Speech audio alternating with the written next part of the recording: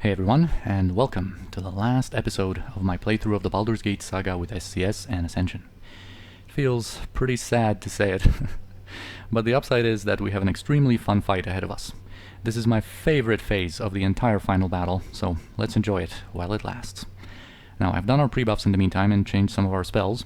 Our chain contingencies are a little different this time. Sinashira's is just a safety net that's going to automatically apply some protections whenever she gets hit, especially during an enemy time stop that might be important. And the one on Imoen might look unconventional, but there is a plan behind it. We're going to be able to activate it on demand with how it's constructed, and use it either to dispel one of the targets in the initial stages of the fight if we have to, or use it mainly for its magic resistance reduction on a certain opponent near the end. I've also buffed Balthazar and figured out why he was so passive in the later stages of our last episode. He is blinded.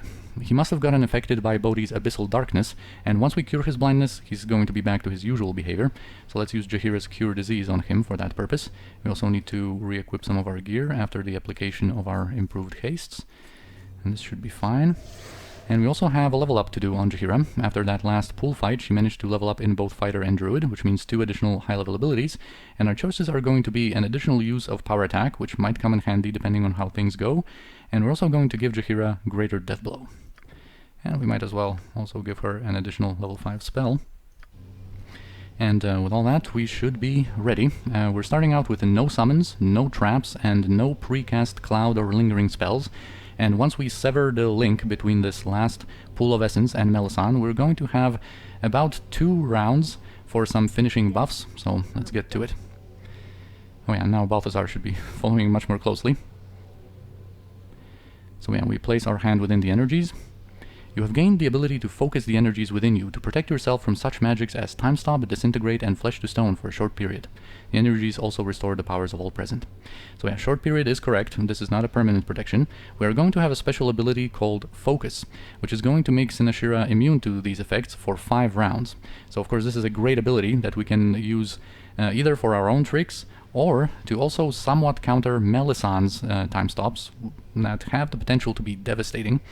And in general, when it comes to these pool abilities that we have gained, they are reusable.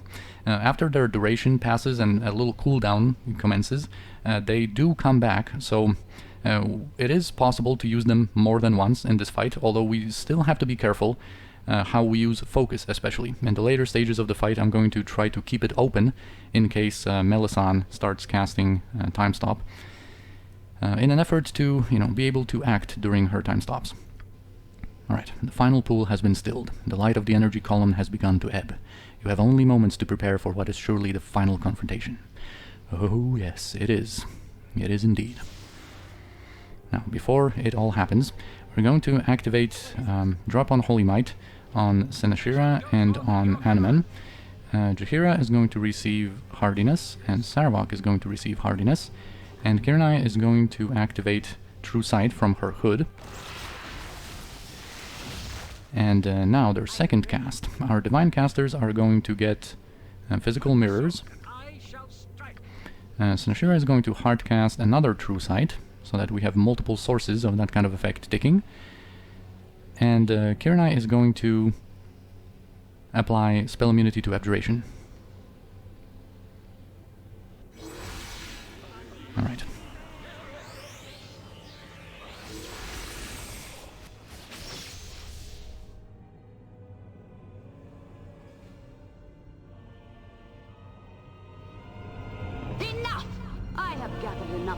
To deal with you.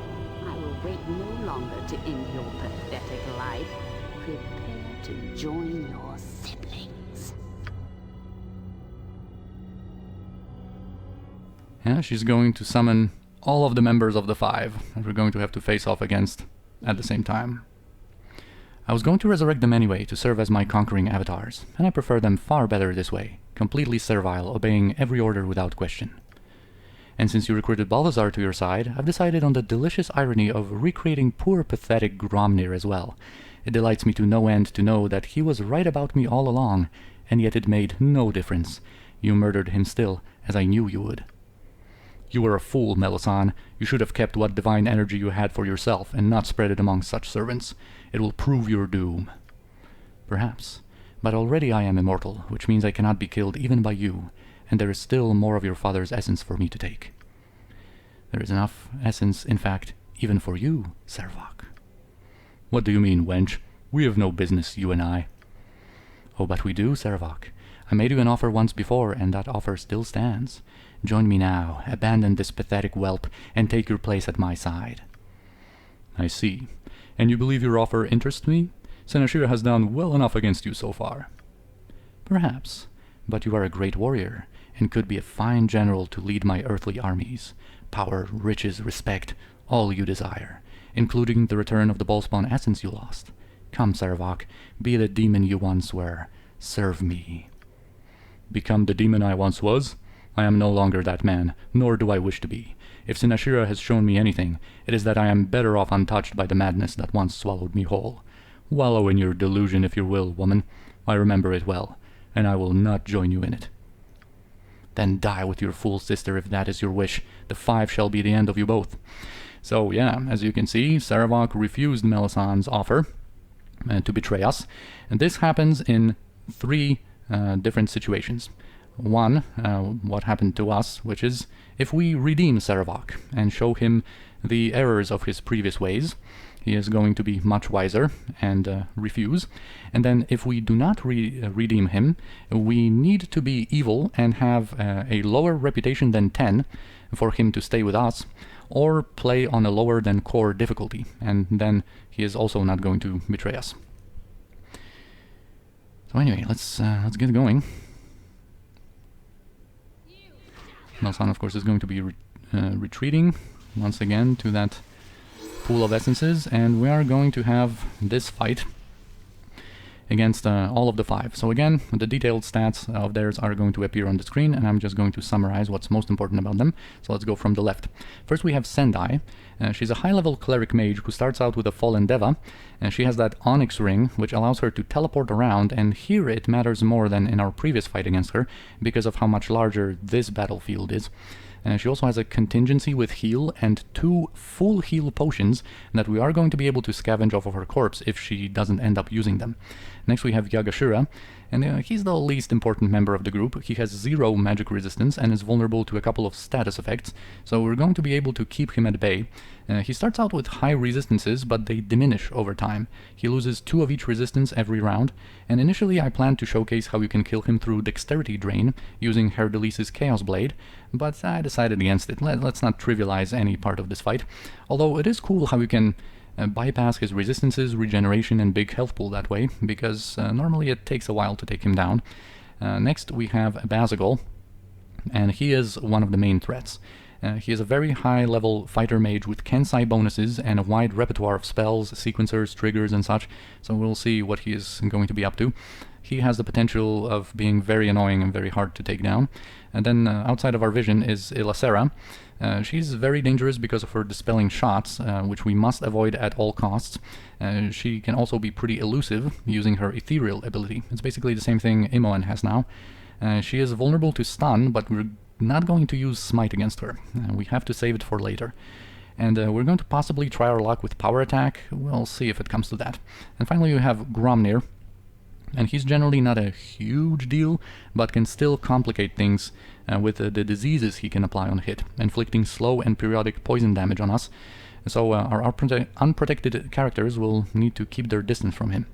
So they all have high-level abilities, tons of health, and what's interesting is that even though some of them are susceptible to imprisonment, they can free each other using freedom scrolls, and some of them have freedom memorized, and then later on Melissan can free them too. But yeah, this is going to be fun. This is the quintessential Ascension encounter. So what we're going to do is we're going to apply protection from magical weapons on Senashira and on Imoen, so that they can be safe. Kiranai is going to cast this Power Word Blind onto Yaga-Shura to make him wander around aimlessly. Servok is going to go right far to the west to deal with that Fallen Deva that's about to appear. By the way, Sendai also has immunity to both divination and abjuration so far, and she's going to apply some more stuff on herself. Now, Anomen is going to confront Gromnir.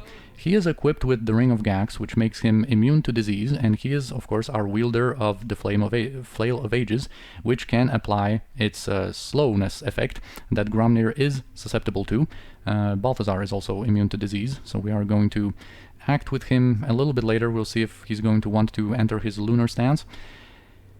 And Jaheira is going to progress a little bit forward and wait for now. We're going to see what we need to use on her. Alright, so let's do it. Alright, Ylissara immediately went ethereal, which is a little problematic, but we should be safe on everyone except Kirinai and Saravok from her shots. Kirinai has the reflection shield that she can equip, and she might do it a little bit later. Alright, now Saravok is getting closer. Animan can start attacking, and we'll see what Abazigal is going to cast. He sometimes casts Time Stop as his first cast, and we absolutely need to interrupt that. Sendai has protection from magical weapons already, so she can move in. Alright, let's see what else is happening. Right, Yaga-Shura is blinded. That's nice. Sendai also has spell deflection, protection from magical weapons. And a blade barrier. Yeah, Balthazar is indeed going to activate his lunar stance, and Abazigal has protection from magical weapons, improved haste, and immunity to abjuration only so far. He is not immune to non-magical weapons, so we are going to start attacking with our normal Warhammer on Sendai to try to interrupt him, because it seems that he is casting Time Stop. That's the correct orb for that, and also, for the purposes of interruption, we have this Ring of the Ram on Jaheira, which of course bypasses magical resistance and magical protections, and we're going to use that on him to increase our chances of interrupting him. Now, with Saravok, we're going to activate Greater Whirlwinds to quickly get rid of this Fallen Deva, and I think on Kirinai we are also going to aid Saravok in that task. Now, with Imoen, we are going to immediately tell her to cast Time Stop in her next round. And once she starts casting that Time Stop, we are going to use Focus on Sendai. This Time Stop is not that necessary, but I want to showcase some cool stuff with it.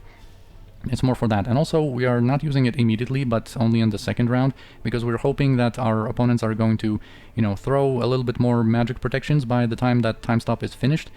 And so we have some stuff to dispel. Alright, let's see if Gromnir is not slowed yet, it seems. But that should happen soon to kind of lower his danger level. Alright, Saravok can attack.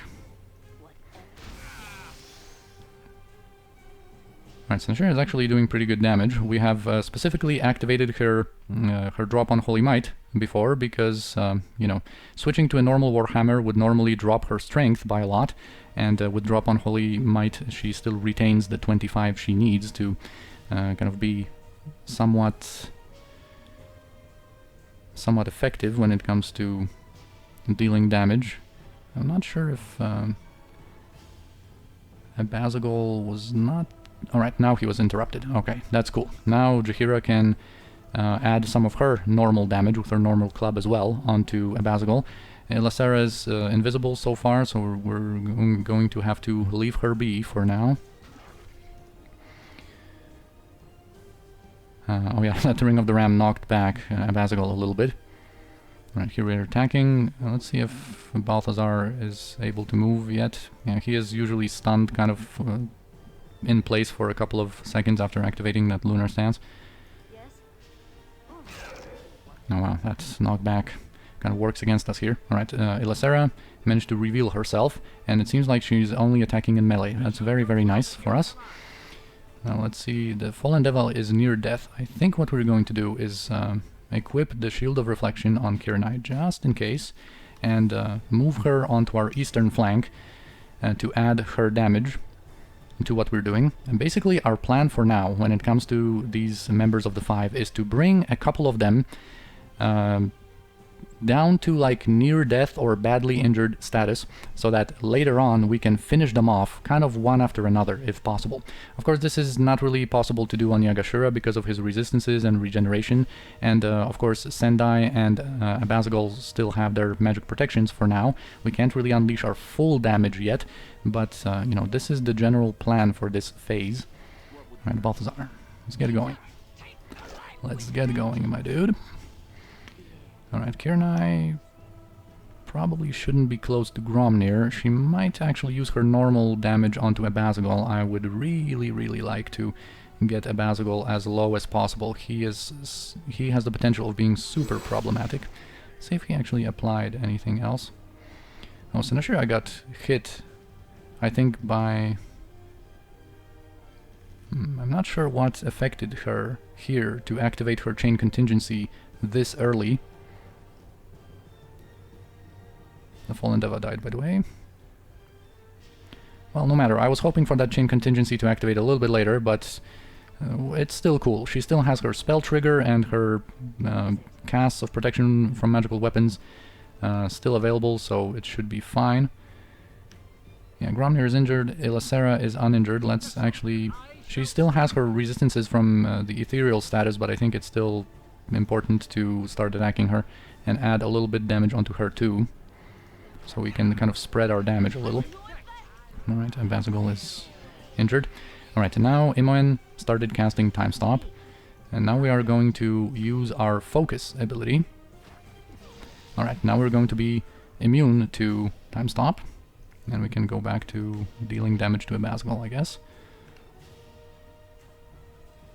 Oh yeah, that Fallen Deva. I'm going to keep Saravok in the vision of Sendai, just so that she can maybe stay here, use some spells on him perhaps. He is well protected so far, he has not been dispelled yet. So we are going to just keep him here. He is not protected from Ilasera's bow shots, so we're going to play it safe with his buffs. And we're doing some damage. Abazigal is badly injured. That's very, very nice. That is very nice. Alright, Ilasera just used her healing potion this time. Balthazar, you need to be attacking a little bit more. Alright, Abazigal is near death. Let's leave him alone, I think, and add our damage then to these guys. Let's not block ourselves. Oh yeah, actually, Kirnai, we're going to... Abazigal is casting something now that he is not being pummeled by our damage. Let's actually return Kirnai. I don't want to keep her close to Gromnir, and we're going to kind of be careful with Jaheira. Gromnir seems to be slowed. He has been attacked quite a few times by Animen, so that slow effect was applied on him. And yeah, now we can switch to our normal weapons. Of course, Sinashira is protected against magical weapons, so she is also not vulnerable to Ilasera's shots or Gromnir's weapons. Alright, now we have Imoen's Time Stop, and this is going to be a very significant one. Also pretty cool that I guess Sendai's improved alacrity is going to go to waste. Now, our first order of business is going to unleash Imoen's... what am I doing? Imoen's spell sequencer with triple secret word. That is going to dispel both her spell immunities and her spell deflection, and she is going to be ripe for a breach afterwards. Alright, that is done. And now we are going to cast improved alacrity in her second round to unleash some spells in a moment. Now, of course, because of Lunar Stance and because of Focus, we also have Sinashira and Balthazar operational. So we can focus on spreading the damage around to Gromnir and Ilasera. Yeah, Abazigal is near death. He should be fine. It's okay. Now let's deal some damage to these guys, to these jokers. And we are going to also summon ourselves a Planetar now.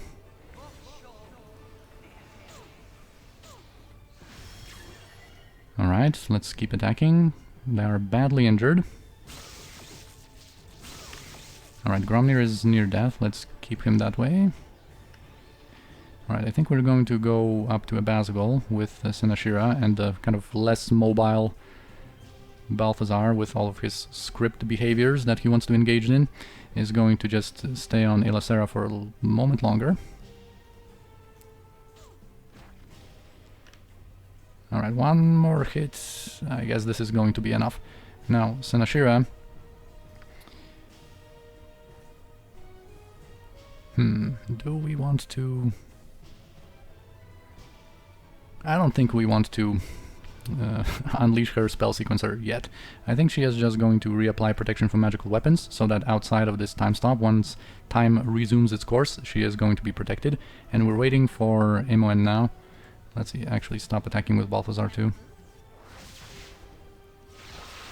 Alright, now with improved alacrity, Imoen is going to unleash a Dragon's Breath. Here, Ylacera doesn't have any fire resistance, I think. Abazigal doesn't have any fire resistance, and Gromnir only has 20 coming from his Ice Star. So, of course, Abazigal is out of range of that, but we are going to unleash our Dragon's Breath here, I think, on Gromnir and Ylacera. We're going to also cast Power Word Blind on Gromnir, just to further limit his capabilities. We're also going to reapply protection from magical weapons on Imoen, so that she is safe.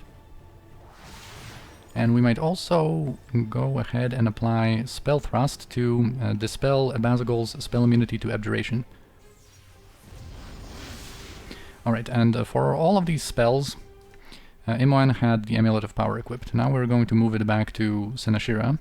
She is going to need it more from here on out. And yeah, now Imoen... we need to think how to spread out our abilities. I think Kirinai is going to use a Wand Breach Charge on Sendai. That is going to be fully dispelled in a moment. And Imoen... we'll see if Abazigal is going to have something. Of course, his spell was interrupted, thanks to the damage we have dealt to him during our time stop. And let's see how this is going to progress from now. Seems Ylacera entered ethereal status again, so we can't detect her yet. Alright, Sendai is now dispelled. So let's switch to Scarlet Ninja Toe again. Let's apply a breach on her and prepare for some damage. Now Abazigal seems to be pretty vulnerable. I think I'm going to place Senashira near him, or actually Yaga-Shura. And we're going to keep Senashira kind of in the vicinity of Ylacera, Gromnir, these guys. Alright, Imoen actually is going to move away from the middle. Sendai activated Absolute Immunity. And that is still before our Breach Charge. That is perfect. That is going to get dispelled, together with her Blade Barrier and all that. Now I think what we might do is activate True Sight on our Planetar to have another one of these effects going, and a fresher one, because of course this only has one turn of a duration.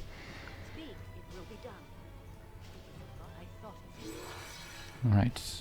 No, that Dragon Breath. I want to see if it kills anyone or not, because this is going to affect a lot. Alright, Sendai has been dispelled. Let's start our damage on Sendai as well. And yeah, I think we're doing pretty cool. Maybe Animan can attack Gromnir. He has tons of health. And we should also attack Abazigal, because he does regen. We don't want him to go back to like a higher health pool levels. Yeah, that's good. Yeah, Sendai is getting damaged now. And we'll see if somebody dies here. Who dies first? Alright, that Dragon's Breath was not very effective. That's actually good that we have a very controlled situation about whom we want to kill first, and I think Abazigal is going to be our first target. We are going to send Senashira, Yaga-Shura, and the Planetar after him, and that is going to be very nice not having him around once we enter the next phase. Okay, he activated Improved Mantle, so our Cromfair is going to bypass that, and he died anyway. That already happened. That killing blow. Alright, now we are going to stop damaging some of the other guys and wait for what's going to happen next. We can start damaging Yaga-Shura, although it's kind of pointless because of his regeneration and resistances, but I guess we might add some damage that maybe he will not out-regen.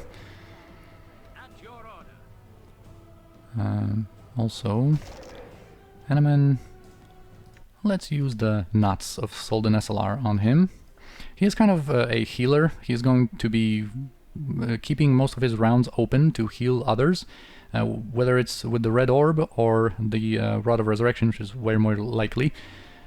But yeah, right now he can heal himself with the Solden SLR nuts, and I guess that's it for now. We have to wait, and we'll see when the next phase triggers. Sometimes there is a little delay on it. Okay, Yaga-Shura we're doing well on him. I think we might. I think Sinashira has our last power word blind, and I don't really want to activate anything on her. It's not that important for Yaga-Shura to be blinded anymore. He can act, he is not that dangerous anymore. So let's just keep attacking. Alright, Sendai teleported, and I think the contingency with heal might have triggered on her. Yeah, it did. So let's actually attack her a little bit more. Let's add that damage. Alright, Elasera revealed herself. Let's use the healed up Animan to deliver some damage to her. Maybe even a hit from... Oh, she is slowed. That's perfect. Let's keep Sinashira here. And yeah, we have to wait to see what's going to happen. Did Sendai activate something? Yeah, protection from magical weapons. And Kirnai's damage still comes through because she's still using her normal scimitar. Alright, that actually works in our favor. We don't have to necessarily dispel her protection from magical weapons yet. So let's keep Saravok at the ready. And yeah, where are you, Melissan? That's what we're waiting for now.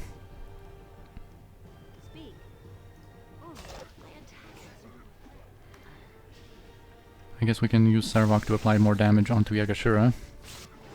Alright, now. Let's go! You are stronger than even I imagined. So be it. Your destiny versus mine. Let's finish this now, once and for all. To the victor go the spoils! The spoils! Alright. Now we are going to resume our plans. But first, let's talk about Melissan, now that she showed up.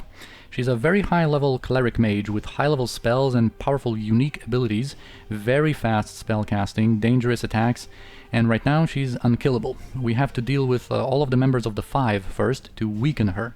And the good thing is that she's going to be knocked down for a little while whenever we kill one of them. That's why we try to bring their health down in advance to capitalize on it now. And Melissan is also immune to almost everything, including stuff like time stop, spell casting failure, and so on. However, there is one weakness that we're going to be able to exploit, and that is stun. But more on that later. She's going to apply some of her pre-buffs, and now we have free reign to just unleash our full damage. So I think, Saravok, you are going to initiate Greater Whirlwind attacks. And now, Sinashira, you are with these guys. Let's kill Elasera when we have the chance. And Gromnir must have died as well, it seems. Alright, that's cool. Now, do we have our focus back yet? No, not yet. Well, we're going to have to see what Melissan elects to do.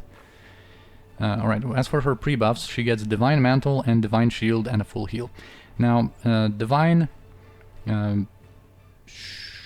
Mantle is that super powerful spell trap of hers that needs to be dispelled, and the Divine Shield is her kind of absolute immunity spell with some modifications. First of all, it's the non-SCS absolute immunity, so it only protects her up to +5 weapons. However, we are not going to take advantage of that. We're not going to attack her with like Ravager or the upgraded Karsamir, that of course are +6 weapons and would be able to bypass that. We are not going to do such a thing. She is supposed to be, you know, protected by everything. And the other difference is that it lasts for 5 rounds instead of 4, so I guess that one additional round makes the spell deserving of a separate divine name. But yeah, we're going to see what she's going to do. Her time stops are very, very fast. We still have our protection from magical weapons. Yeah, she can do tons of stuff, so we're going to have to monitor her behavior, what she likes to do. Sendai has Stone Skin, so she now qualifies for a breach charge, so that her protection from magical weapons and Stone Skins gets dispelled, and we can just unleash our full force onto her as well. Yaga-Shura should be dying shortly, and Ilasera hopefully too, and we're going to then witness that knockdown on Melissan to kind of take her out of the encounter, not allow her free reign to do whatever she wants. And she doesn't seem to be casting anything for now. Alright, Ilasera dies. Then they unleash that feedback onto Melissan that deals some damage to her and, you know, knocks her down. This is also going to like reduce some of her resistances and immunities, so that in the final phase she is going to be killable. Alright, Sendai moved on to our western flank, and I'm not sure I unleashed that breach. Yeah, I think it did happen. So let's move Jaheira and Kiranai already for that task, and we're going to leave Saravok and the Planetar on Yaga-Shura.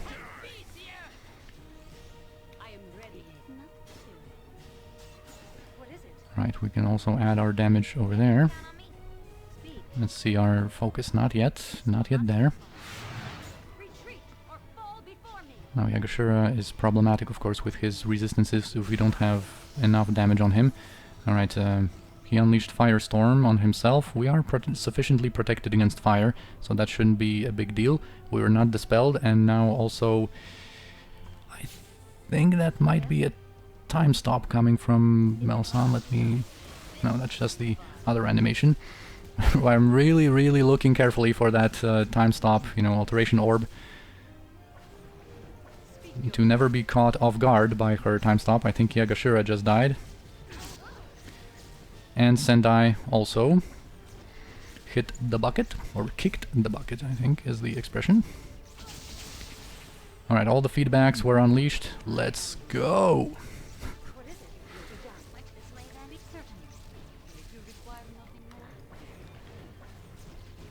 Now, do we apply some stuff on Kiranai? I think in case we do not manage a time stop kind of interruption, we want to protect our people. So let's give some additional protections to our guys. Now Jaheira, I think we're going to keep Jaheira's round open. It's going to be important. And yeah, that's going to be it for now. Let's see. Right, so Balthazar has Lunar Stance again. What? Mortal! No, it can't be. I'm nearly mortal once again. I've lost too much power. You shall pay for this. And yeah, she summoned a Fallen Solar, who in turn summoned the 4 demons we've seen earlier, 2 Mariliths, 1 Elfiend, 1 Succubus. Now, we are going to do something a little bit risky, because this is going to leave Senashira stunned. But we are going to use kind of a side effect of this control demon ability, because how it works is that once we use it on a demonic entity, Senashira and that demon are going to be stunned for 1 round, engaged in mental combat, and then after that round passes, it is determined whether we managed to successfully convert the demons onto the demon on our side or not. But the cool thing here that we don't really care to like convert any demon, because Melissan can take them right back, but that stun for 1 round matters for us here. because we are going to use it on the fallen Solar. They are considered a demonic entity here, since they are a fallen celestial, I guess. This is going to work on them.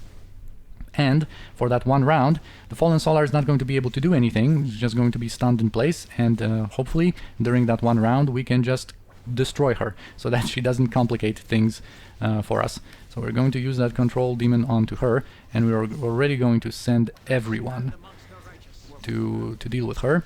And I think Imoen is going to unleash a remove magic here to dispel the spells of the Mariliths, primarily.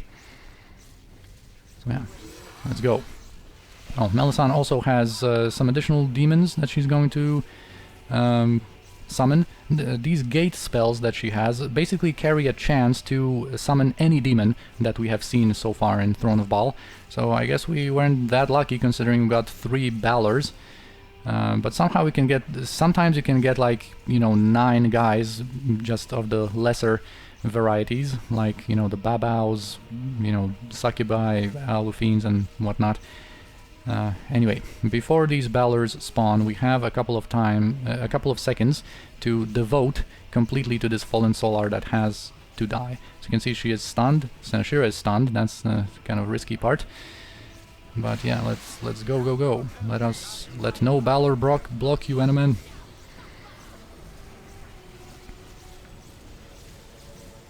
Let's also see what happens here. Alright, Melissan has her blade barrier. Alright, and let's go. Fallen Solar, you need to die. There was a successful dispel magic coming from a Marilith, and we have lost some of our protections, especially Kirinai lost some of the stuff she had active from scrolls, and we might have lost our improved haste, yeah, coming from items. We don't have that many attacks right now, but anyway, that should be fine for now. If the Fallen Solar is badly injured, we should be able to finish her off soon. That remove magic from Imoen is also on its way. Yeah, Fallen Solar, you need to die right now. Near death. Alright, our own Planetar might be able to... Well, in this crowd, especially the visual kind of... The visuals here being pretty intense don't make my job easier here when it comes to targeting specific opponents. But yeah, we are going to try to get some of these Mariliths that were likely dispelled. Fallen Solar still near death, let's go! Alright, I guess we have this talking icon here, but it's not really possible to take control of a Fallen Solar. She usually resists, even though she's not technically hostile, she is going to act hostile towards us. Some of these, you know, new abilities are not that reliable when it comes to how they work. Alright, we also have focus available on Sinashira. We are going to activate it preemptively so that we can do other stuff on Sinashira while having that focus effect activated already for the next 5 rounds. That's going to be nice. Now, this Fallen Solar is near death. Now, its death has arrived. Ballers are casting remove magics. Alright, so I think we have to now leave a little bit with Kirinai and perhaps reapply improved haste, or better yet, we are going to, I think, apply assassination, and we're going to try to backstab some of, or deal backstab damage to some of these guys. I think we can also get another remove magic going to perhaps dispel the stone skins on the Ballers. I'm using dispel remove magics in favor of like just single target breach charges. The breach is guaranteed, but of course we have plenty of targets here, so I think remove magic is going to be better suited here. And yeah, let's actually activate that assassination. And now let's take our guys and focus their attacks on possibly, let's see if this Marilith is going to be susceptible to our attacks. Alright, it is.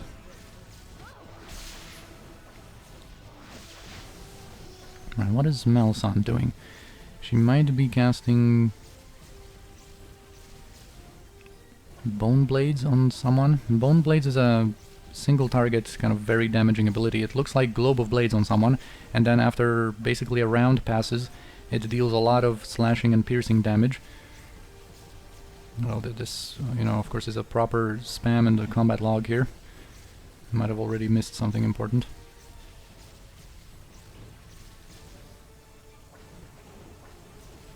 Not really seeing Melissan's name show up here. She just attacks Sir Animan, it seems. Alright, that's fine for now.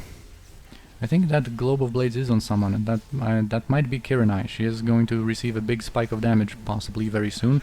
So I think we're going to preemptively give her a Rod of Resurrection heal.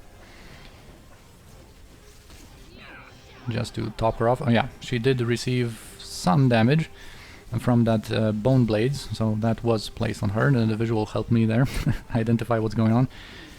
And yeah, I think we can keep going, attack more demons. Now that focus on Sinashira is not yet active, and one Baldur seems to be interested in attacking her. I think we're just going to... yeah, we still have it. She still didn't start casting it. We're going to... right, we don't want to go into that firestorm, but we want to apply that focus in peace. Animan is going to probably have to heal himself next round, or we might actually use the Rod of Resurrection coming from Saravok to heal Animan. We're helping each other. Teamwork. Cooperation. That's the name of the game. Alright, now focus is active on Sinashira. Now I am much more comfortable, much more calm when it comes to our success in this encounter. Alright, and let's keep going. No, actually, instead of this traffic jam, let's go here. There was either an implosion, yeah, coming onto Balthazar. He should be fine. On that front, yeah, he's only barely injured. And yeah, we're just dealing damage here. Now let me see if Succubus got the ethereal status. It's no problem. I just want to see if Sinashira is dealing damage to the Baldur. It seems like she is not doing physical damage. We might now spare a round to apply a breach effect onto this guy. And this Marilith should be near death. It's very nice. We got our heals in effect, but I think Animan is just getting pummeled, regardless. Alright, our Planetar healed herself. Now we can use a potion on Animan. And now let's go.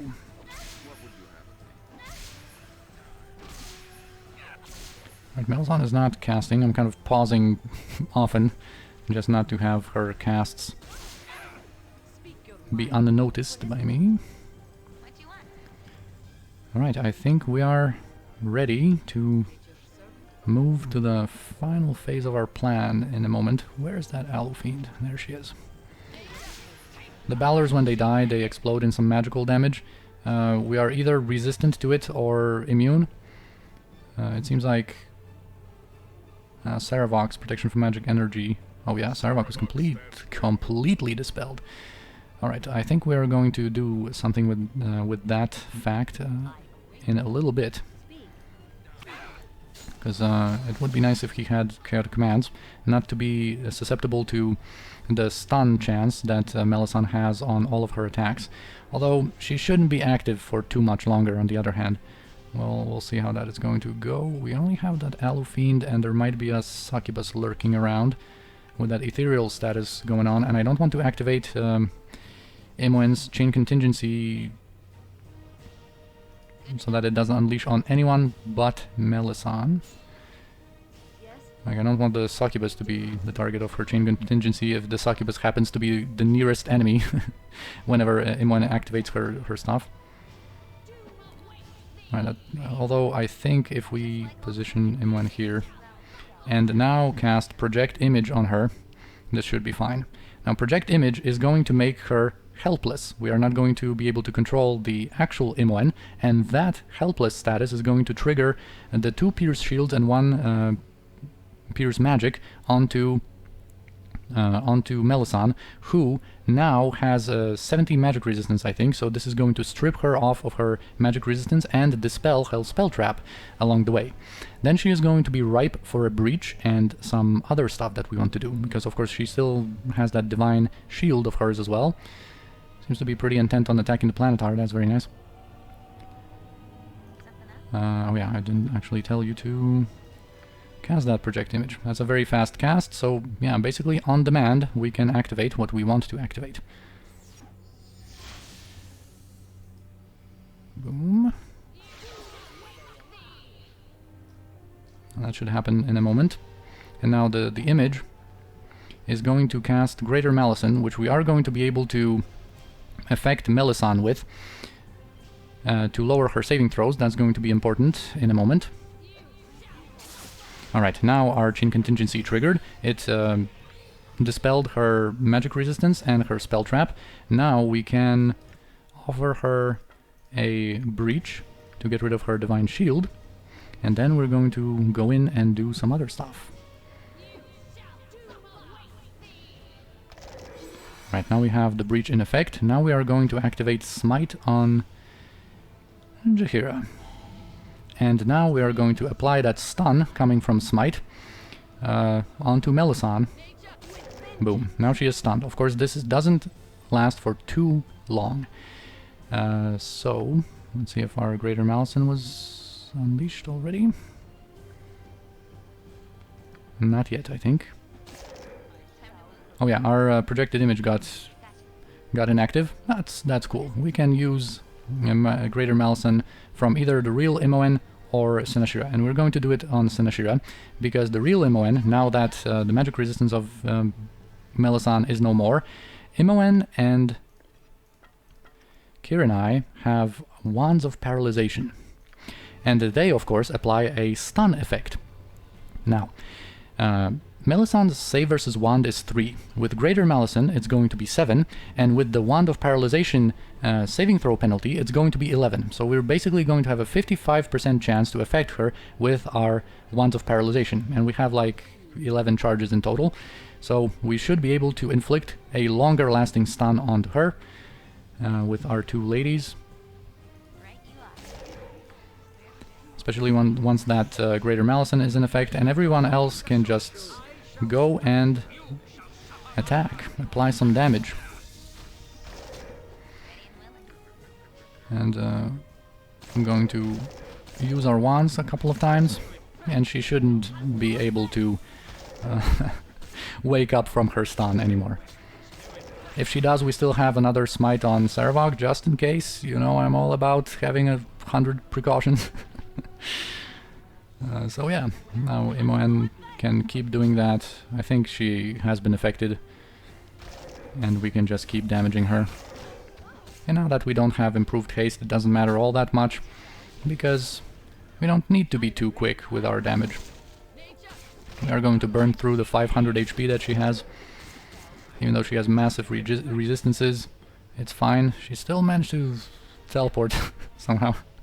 That must have been some kind of a earlier ability perhaps that she used, and somehow it triggered even though she is stunned. Right, I'm going to keep damaging her for a little while longer, and there we go.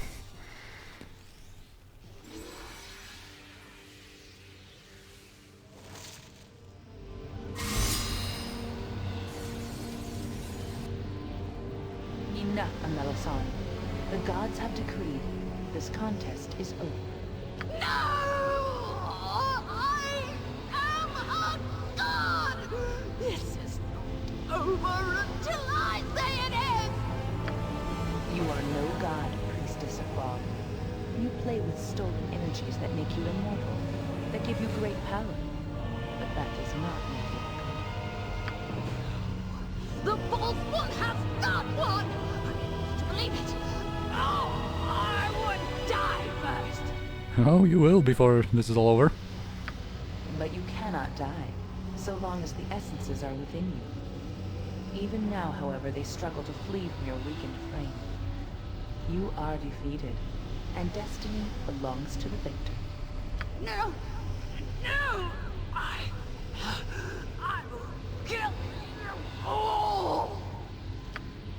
You will do nothing, Melissan, but accept your fate.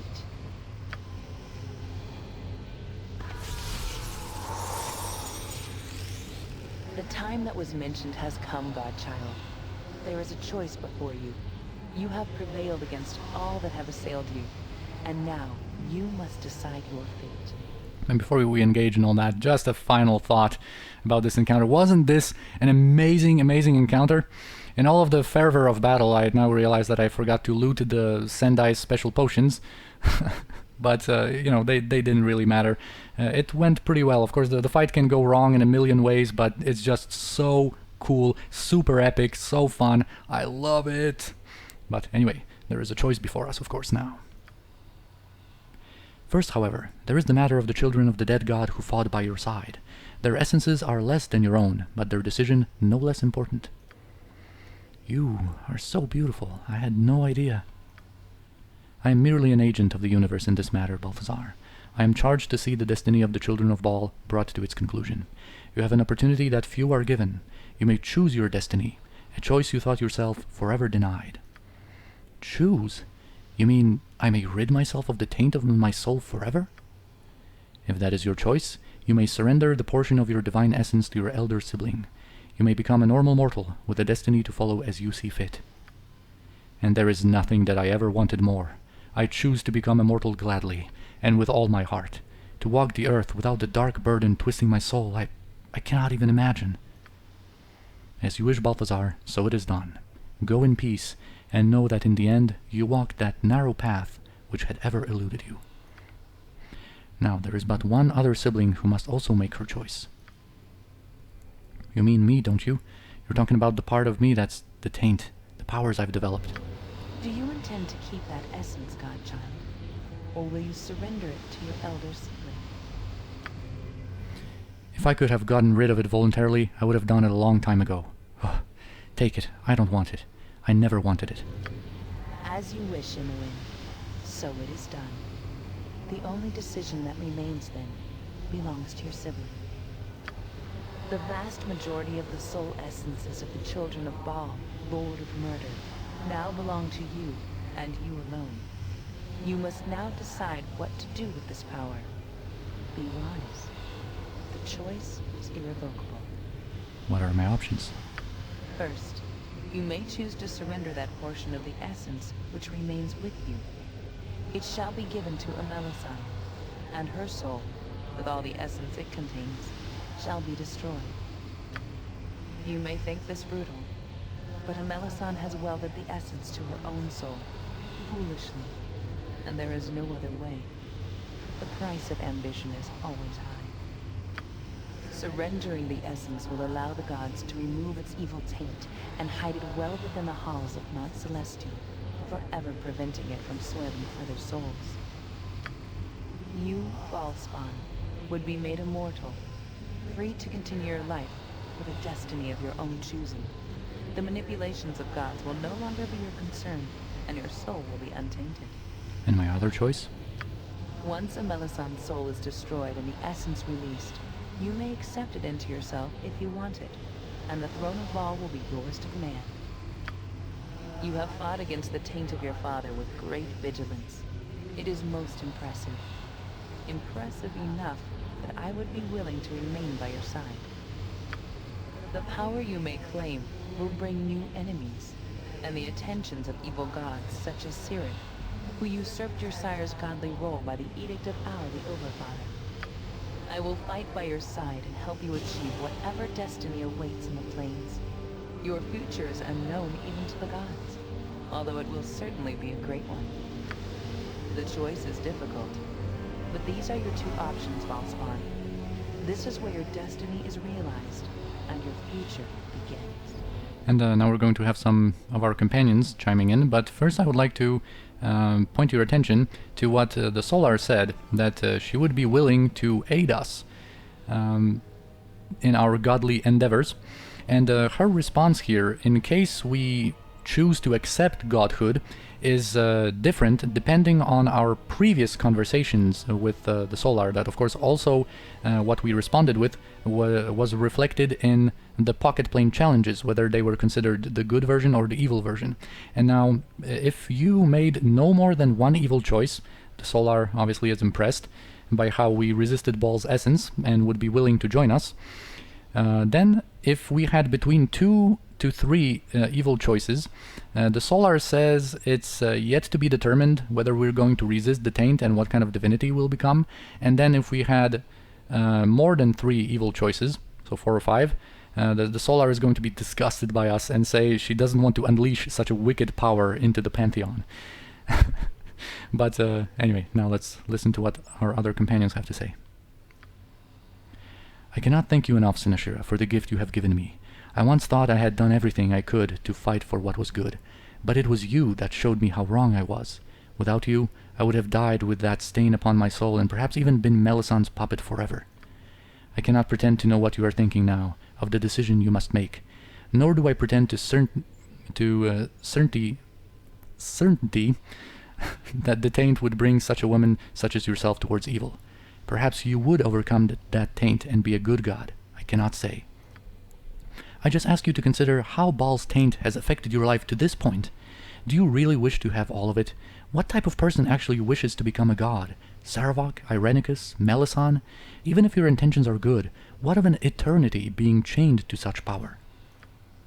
The choice is your own. You know yourself better than I.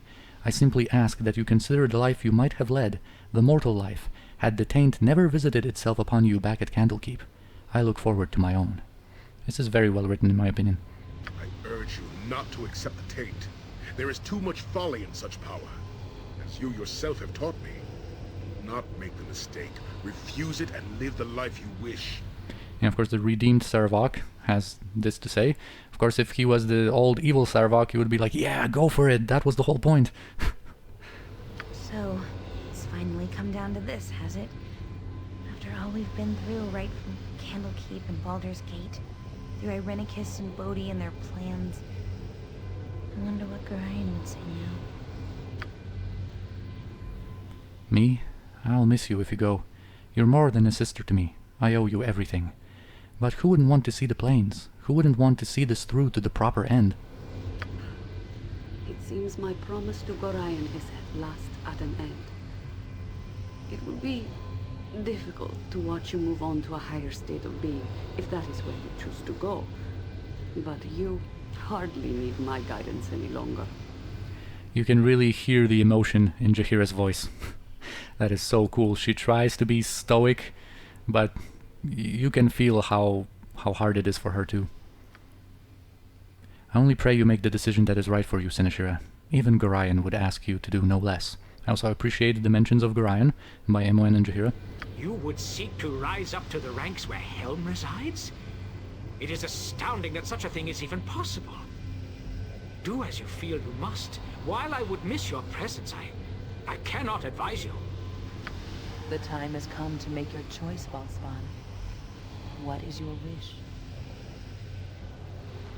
So, Sinashira is going to reject the divine essence. She despises the schemes of the gods, how they interfere in the lives of mortals and use them for their games. Baal's essence has always been a hindrance for her, a part of her soul she's always had to fight against. And after all the sleepless nights, all the bloodshed and violent impulses she had to resist, she's going to look forward to being free of it. She's going to continue to positively affect the realms as a mortal adventurer, just like she's been doing all this time.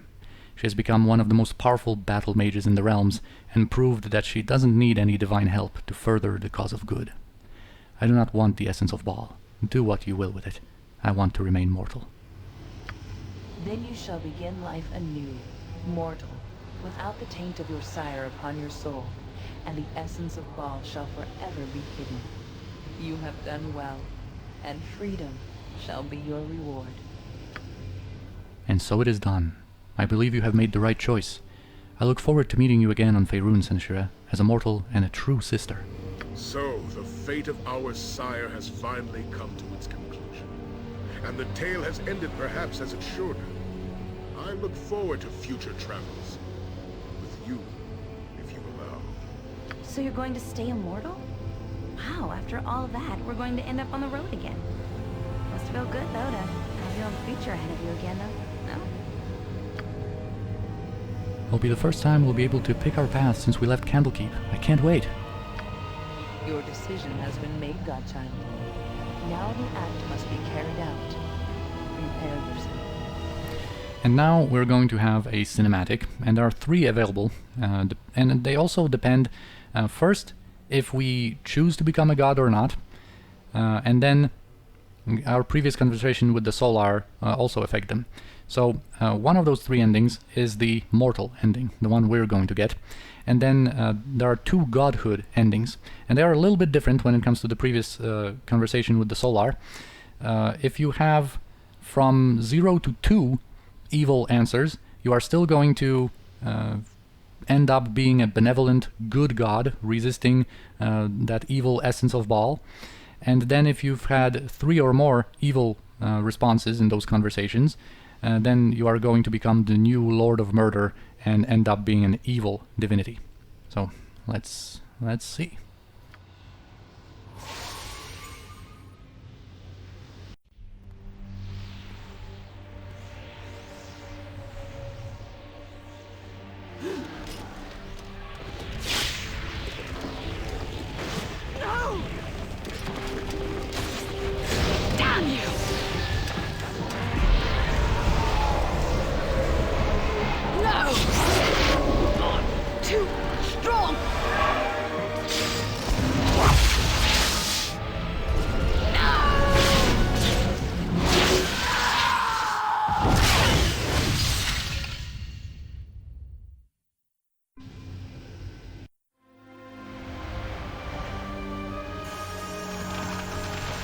Your divine essence slowly fades, and for a moment you feel empty, incomplete.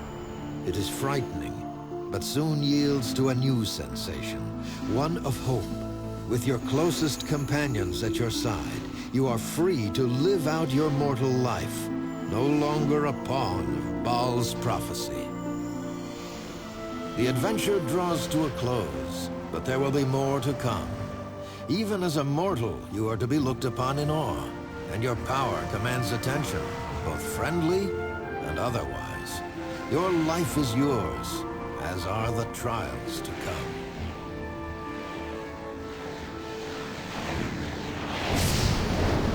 As years pass, tales of your exploits shall spread far and wide, and bards will sing your name along with heroes and villains of legend. Your life may be mortal, your time now finite, but the mark you have left upon the realms will endure.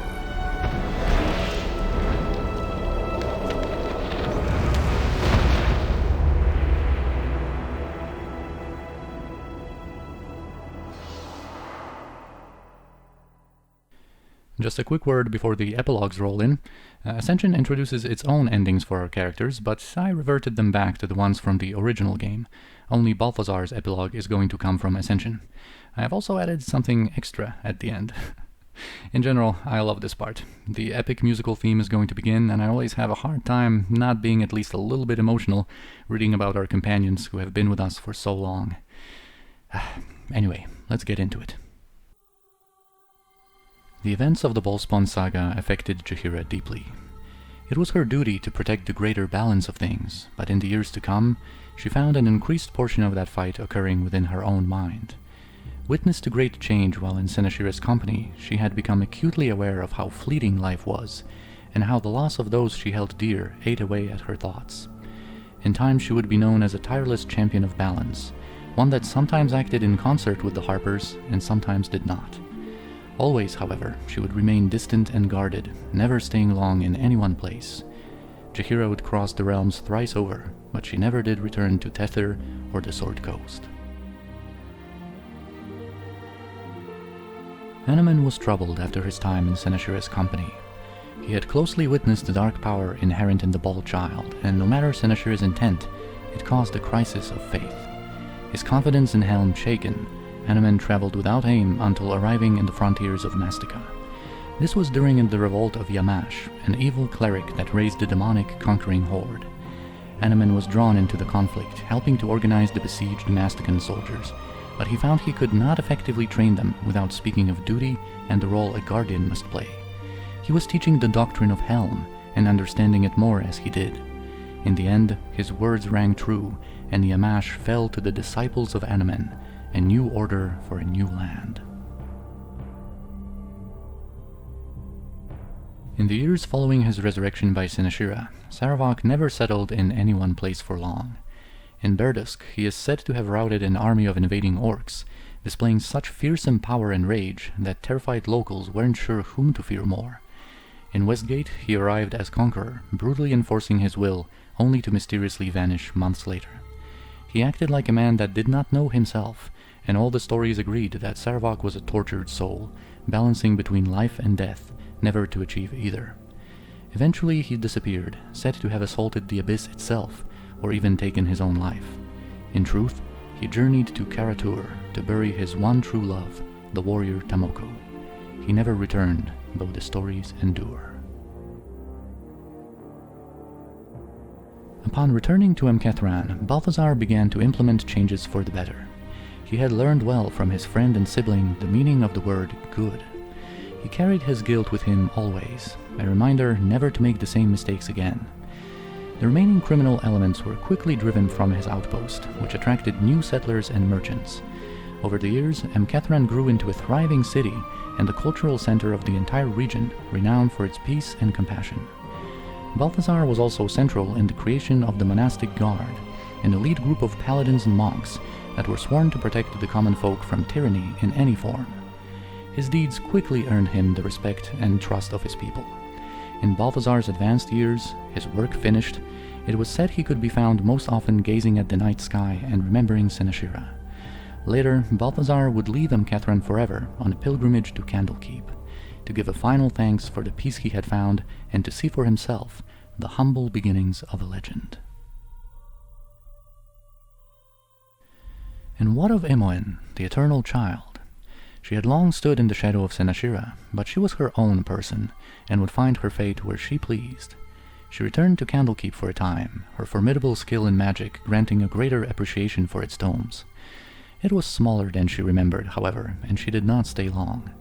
Later, she was seen in such vaunted company as Kelvin Blackstaff and Elminster, by all accounts encouraging them to not be such stick-in-the-muds.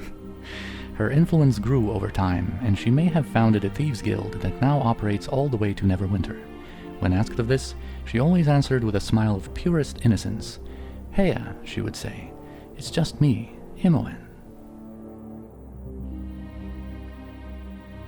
Having had enough of divine power struggles and machinations of the gods, Sinashira came back home to Candlekeep, bringing word of the end of Alondo's prophecy.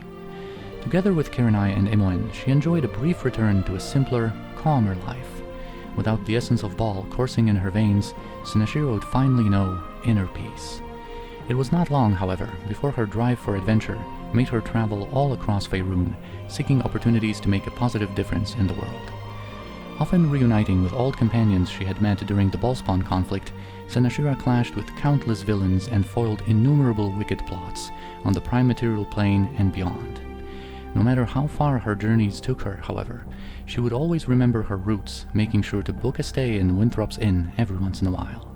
In the end, Sinashira came to be remembered as the protector of the Sword Coast, always coming to its aid whenever a new threat loomed over Candlekeep, Baldur's Gate, and their neighboring lands. Well then, we have finally arrived at the end of our journey. What could I say here to give a proper send-off to this playthrough? As I've mentioned many times, the Baldur's Gate games are my absolute favorite, and it was a joy to play them again. And what an adventure it has been. From our humble beginnings in Candlekeep, all the way to the Throne of Blood, we have fought powerful warriors and mages, beasts, elementals, fiends and evildoers of all kinds, visiting a great many places, both ordinary and magical. Our travels brought us to cities, dungeons, strongholds, and temples. We've been through the Underdark, through underwater caverns, and even through hell itself.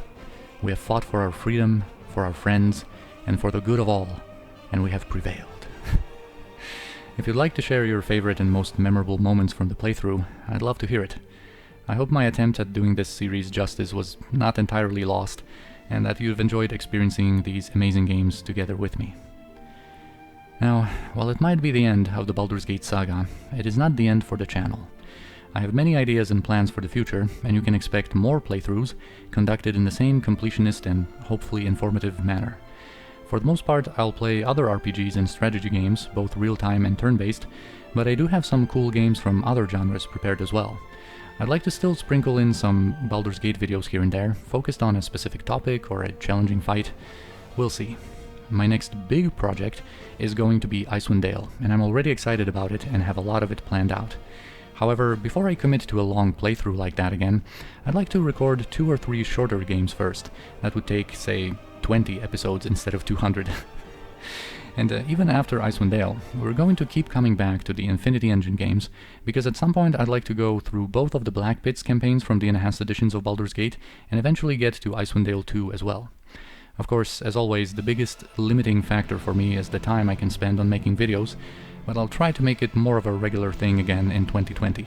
I'll do my best to provide much more content than I have in 2019. Finally, I thank you very much for all of your comments, messages, your support, and for just sticking around and watching the videos. I hope you've enjoyed the content so far, and I invite you to check out my future playthroughs. Thanks again, and I'll see you all soon.